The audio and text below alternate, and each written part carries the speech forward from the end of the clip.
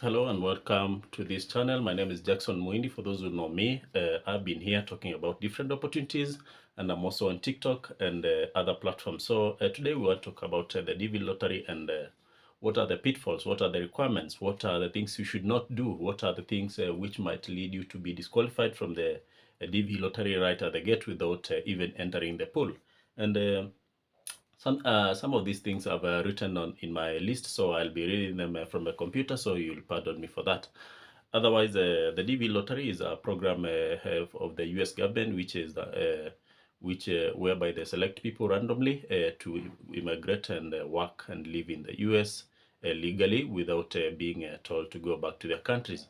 Otherwise, this is a program which was created to create diversity, so that's why it has the name DV Lottery. It is the DV stands for diversity visa, because they want people from different countries, different sexual orientation, different religions, different races, different all these social stratifications of people. So it is always done each and every year once, and what you need is to do the application in the website, which is state.gov and dvprogram.state.gov. So I'll attach the website in the description of this video. So go ahead and check if you want to do the application from there. This is a free application. Otherwise, the only time you need to pay is when you are paying to the someone doing the the DV program application for you, maybe at the cyber or wherever. So that is the only time you pay. Otherwise, the submission of the documents, the submission of the application is totally free. So that is it about what the DV lottery is, and I want to talk about when it is applied. The website, which is the dvprogram.state.gov, opens once a year, and they usually announce the dates. And for DV lottery this year, which is otherwise called DV program 2024, it is opening on 5th of October, 2022. And the results will be gotten May 2023. So you have a lot of time to wait for the results to be announced. Otherwise, you just need to place your application in the website, so that you wait for the results. That is why you need the confirmation number while you are submitting the application. You will get a confirmation number. The confirmation number, you'll need to print it and save it somewhere, so that when the results are declared, which is May next year, as I've said, you'll be able to go and check. And if by bad luck you've lost the confirmation number, you can still get your results by way of filling your details, your birth date, your names, and your birth date. If you fill those two things in the website, they'll be able to tell you whether you are selected or you are not selected, because we only have two outcomes of the DV lottery application. So about the requirements, you'll need to have at least finished secondary education, or what we call high school in some countries. And for comparison, it should be 12 years of schoolwork, continuous, and it should not be online, should be classwork. So you need to have finished primary school and secondary education. That is 12 years in most countries. If you're not able to demonstrate that you finished secondary education, you need to show the U.S. government, that the U.S. Embassy, that you have experience in an occupation with 2 years of training, and you have 2 years experience in that occupation in the last 5 years. So I know the second option is not easy for people to show, but otherwise it's an option. Those are the requirements about education. I know there are so many requirements in terms of a passport, because you need a passport photo for yourself as the principal applicant, and others for your children. If you have children, you'll need to demonstrate that each and every child has a passport. No, I mean, you need to take a passport photo for each and every child who is applying under you. And the child in this case is anyone below the age of 21. And anyone below the age of 21 and is your child by way of adoption, by way of being a stepchild, or by being biologically your child. So the option of adoption, you need to have the legal documents to show that you've adopted a child. Otherwise, stepchildren are children where you are married to a certain person and they came with children. So by that way, and you can demonstrate that you are married their mother or their father, they are your children. So that is it about the children, the passport photo. I want to talk about the spouse. While applying for the DV lottery, the form gives you the option to fill one spouse. So for those people who are polygamous, the US government doesn't recognize what we call polygamous marriages. So you'll need to fill one person as your spouse, and you don't need to have qualifying education. They might be having no education, and they qualify under you by being your spouse. That is why you will need their details, input their details as they are in their birth certificate or their travel passport. About the children, I've talked about the children. Children, the number is not limited. You can have as many as you want in the form.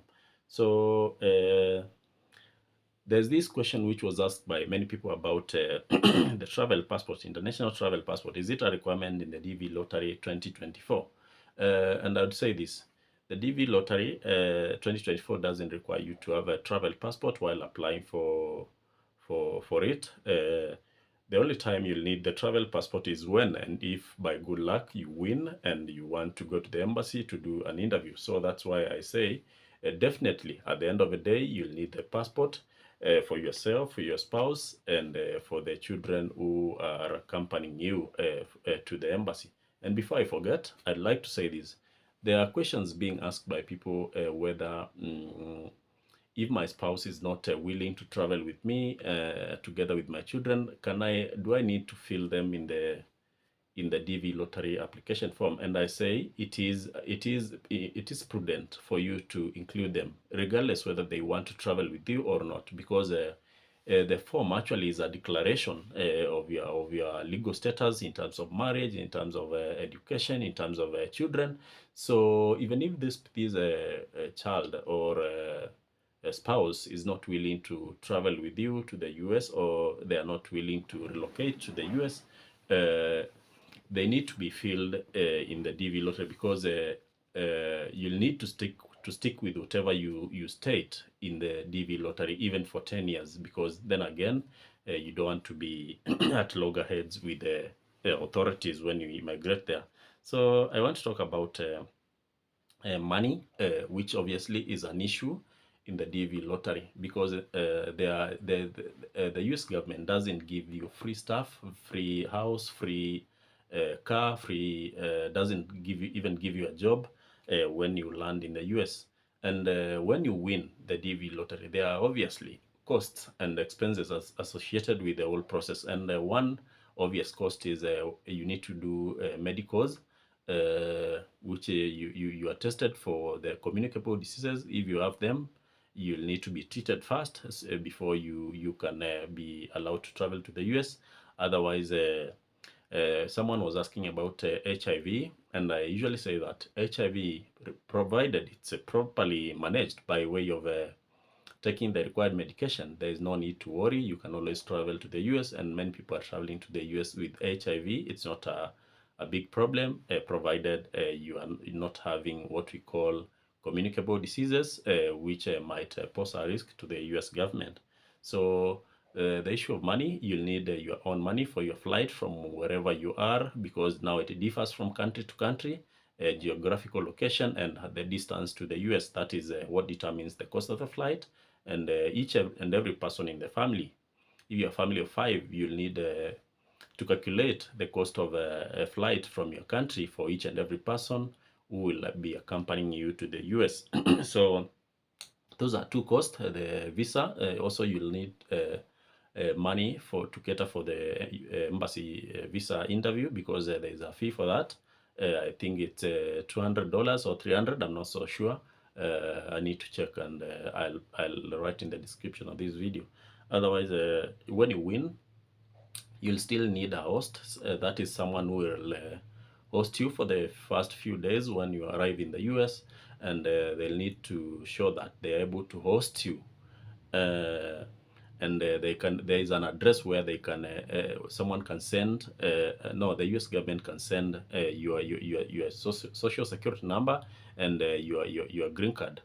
So there are two things which are different and people don't understand. There is the issue of host, and there's the issue of affidavit of support. Those are two different things. And I want to say this about the affidavit of support. Some US embassies, like the one in Kenya, requires you to show what we call affidavit of support, and this is attached to the social security number of the person, and it's also attached to tax information of the person. So it might not be easy for someone who doesn't know you to give you the affidavit of support.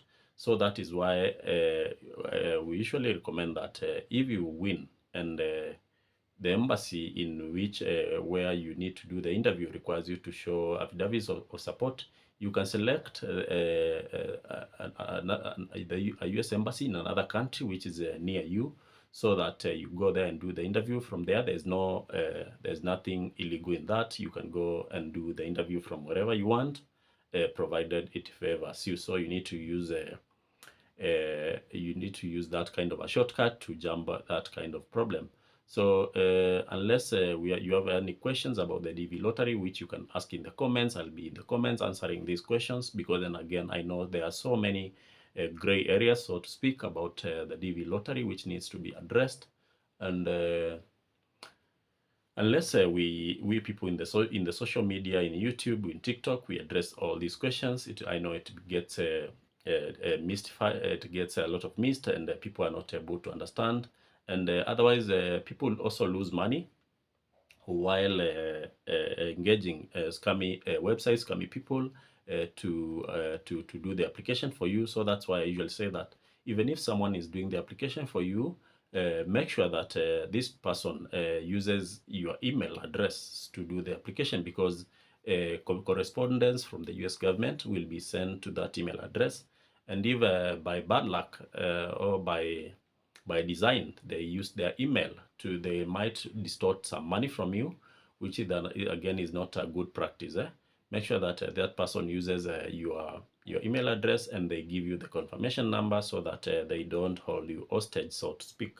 So that is it about the DV lottery. I'll be doing so many videos about it. I'm also attaching a video somewhere here or here about a discussion I held. It is in Swahili, but for those people who are able to understand Swahili, you'll be able to get the nuggets of wisdom from EBM scholars who was in Nairobi doing a live session with us.